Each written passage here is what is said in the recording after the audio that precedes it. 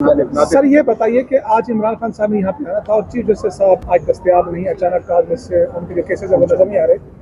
तो ये हो क्या रहा है? जी, आज चीफ जस्टिस साहब अचानक ड्यूटी पर चले गए, उनकी मजबूरी होगी। चीफ साहब के इस तरह अचानक ड्यूटी पर जाने से हमें काफ़ी एम्बेरसमेंट का सामना करना पड़ा। लेकिन जो जिस जज साहब के पास हमारे केसेस थे, उन्होंने जो है केसेस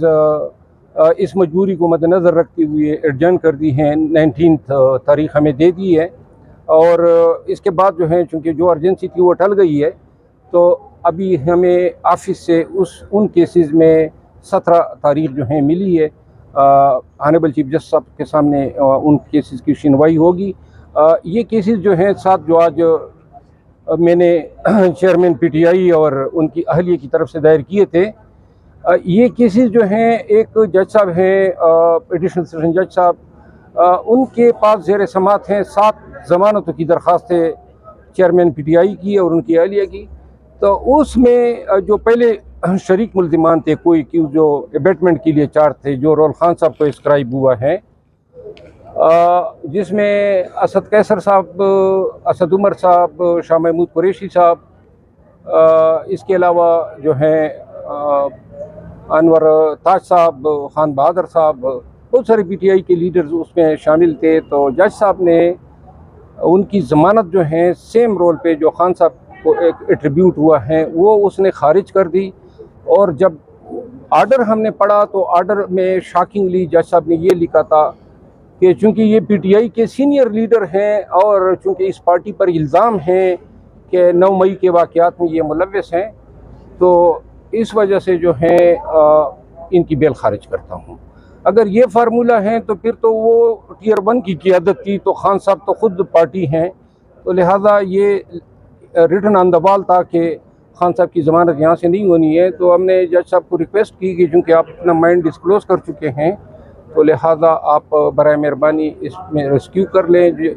उन्होंने इससे इत्तेफाक नहीं किया। अलबत्ता उन्होंने ये मेहरबानी फरमा दी कि हमें तारीख दे दी ताकि हम हाई कोर्ट से रजू करें, तो वो मैटर आज पेंडिंग थे जो 17 को चले गए। तो अब जो 17 और 19 को आपको तारीख मिली है, तब तक खान साहब की उन केसेस में गिरफ्तारी नहीं हो सकती? जी नहीं हो सकती। सर ये बताएं कि आज 2 तरह के केसेस की समाअत थी। एक ये थी कि जो पेंडी, गुजरांवाला और मुख्तलिफ जो मुकदमात दर्ज थे इमरान खान पर, उनके पर प्रोडक्टिव बेल है, और दूसरा एक केस की मुंतकली है। आज क्या स्टेटस है? अभी तक इमरान खान साहब, क्योंकि चीफ साहब तो आज हाजिर नहीं है, अब क्या होगा नेक्स्ट? देखें, ये कल ही इस्लामाबाद में खान साहब के साथ रात को हमारी मीटिंग थी और पता चला कि पंजाब पुलिस ने मुतअद्दिद मुकदमात में उनको ज़िम्नियात के ज़रिए जो मुख्तलिफ अजला में मुकदमे हैं, जिसमें 8 इंसदादी दहशतगर्दी के दफ़ात के तहत दर्ज हैं और एक सीशन डिवीज़न का मुकदमा है, उन मुकदमात में उन्होंने खान साहब को असबे अहकाम और असबे दस्तूर जो अब इन्होंने बना लिया है, खान को मुलव्वस कर दिए हैं। तो लाज़िमन कानून फिर इन सूरत हाल में अरेस्ट को एवॉइड करने के लिए प्रोटेक्टिव बेल या ट्रांजिट बेल या प्री अरेस्ट बेल लेनी होती है। क्योंकि खान साहब इस्लामाबाद में थे, हमने इस्लामाबाद हाई कोर्ट से रजू किया। आज केसेस लगे थे 8 केसेस, लेकिन चूँकि चीफ साहब अवेलेबल नहीं थे और टुडे में फिक्सेशन के इख्तियार जो हैं वो चीफ जस्टिस के पास होता है। तो जो सीनियर प्यूनी जज साहब हैं उन्होंने माजरत कर ली कि चूँकि ये इख्तियार तफवीज़ नहीं हुआ है तो मैं उनको टुडे में फ़िक्स नहीं कर सकता हूँ, तो इस वजह से वो केसेस आज टेकअप नहीं हो सकते। शेर अफजल साहब, रात को आपने एक ट्वीट किया जिसमें आपने कहा कि कुछ लोग आपकी गिरफ्तारी का खदशा जाहिर कर रहे हैं। कौन लोग हैं और किसकी तरफ आप इशारा कर रहे हैं? क्या वाकई आपकी गिरफ्तारी हो सकती है? देखिए, ये मेरी गिरफ्तारी तो अब लगता है कि बहुत ही कोई अहम मसला हो गया है। जब हो जाएगी तो सबको पता चल जाएगा जिन्होंने करनी तो है। ट्वीट आपने फिर क्यों की? नहीं, ट्वीट तो मैंने ये किए हैं कि मुझे बहुत सारे कॉल्स आ गए अपने इलाके से कि जी वो लोग कह रहे हैं आप गिरफ्तार हो गए, तो उस इम्प्रेशन को डिस्पेल करने के लिए यार दोस्त परेशान थे, तो वो मुझे ट्वीट करनी पड़ी कि जी ये गलत इंफॉर्मेशन है, र्यूमर्स हैं, इस वजह से मुझे ये कहना पड़ा। अच्छा शेर अफजल साहब, ये बताइएगा कि इमरान खान साहब के ऊपर अब्दुल रज़ाक शर के कत्ल का केस भी और 17 या 18 को गालिबन वो जा रहे हैं वहाँ पर। मैं खुद भी अभी लास्ट टाइम 2 दिन वहाँ पर कोयटा में रह गया, उनकी फैमिली से मैंने मिलने की एड़ी चोटी का जोर लगाया, लेकिन मुझे नहीं मिलने दिया गया, या ये समझिए कि उनने मिलने से इनकार किया। इवन के भाई ने हाँ करके अगली दिन सुबह जो है वो इनकारी हो गए। तो ये सारी चीज़ें किस चीज़ की निशानदेही करती है? देखें, یہ تمام جو کیسز ہیں نا جو خان صاحب پہ بنے ہیں PTI کی عادت پہ بنے ہیں یہ بحیثیت ایک قانون کے طالب علم کے اور آپ سب میڈیا والے خود بھی جانتے ہیں یہ 170-72 کیسز میں سارے جو خان صاحب پہ چارجز ہیں وہ ہیں بیٹمنٹ کے کہ جی انہوں نے عیانت جرم کی ہیں اور عیانت جرم کے لیے درکار ہوتی ہے شہادت کہ کس طریقے سے جرم کی ہیں کوئی کنسپیریسی کی ہیں کس کے ساتھ کی ہیں کہاں کی ہے کب کی ہیں اور اس کو کرائم کو ایڈ کرنے کے لیے کیا کیا یہ ایسی کوئی شہادت نہیں ملی یہ 9 مئی کا جو انہوں نے ڈکوسلا چھوڑا کہ 9 مئی میں یہ ساری اس کے پیچھے کار فرما یہی محرک تھا کہ جی ہم اس میں خان صاحب کو ملوث کریں گے 2 مہینے گزر گئے ہیں آج 10 تاریخ ہیں 2 مہینے 1 دن ہو گئے ہیں لیکن آج تک ایک بھی آیات آف ایویڈنس ان کو نہیں ملا تو لہٰذا یہ سارا جال پھیلایا گیا تھا چیئرمین PTI کو ان ملٹری کورٹ کو فیس کرنے کا جو اب ان کو شہادت نہ ملنے کی وجہ سے ان کے غبارے سے ہوا نکل چکی ہے مجھے کل جب خان صاحب شامل تفتیش ہوئے تو کچھ اہم لوگوں نے بھی ان سے تفتیش کی رات بھی کچھ ملاقاتوں کی کیا سرائیاں ہوئی سوشل میڈیا پہ کوئی ان میں صداقت ہے جی اہم لوگوں سے جو آپ کی مرادیں بالکل یہ سچ ہیں کہ جب خان صاحب سے تفتیش ہوئی تو اس میں irrelevant لوگ بھی بیٹھے ہوئے تھے